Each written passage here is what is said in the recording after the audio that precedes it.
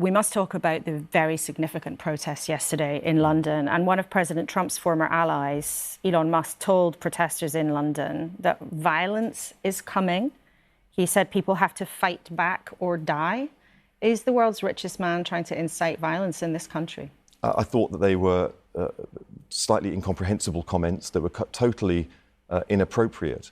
But what we saw yesterday was over 100,000 people who were expressing freedom of association, freedom of speech, and proving that both of those things are alive and well in this country.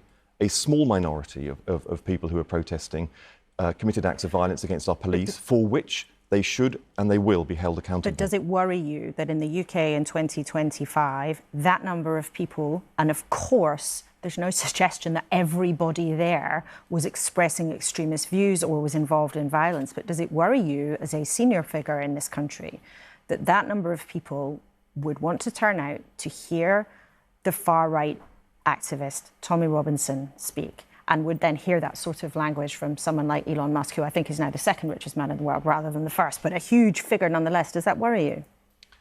What worries me most is the divisions in our society and other societies and other democratic societies. It's not even the left and the right at the moment. There are communities that are being driven further apart.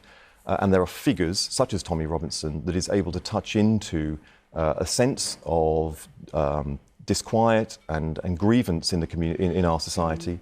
A lot of it goes back to its roots in the financial crisis and the impact that had on communities around the country.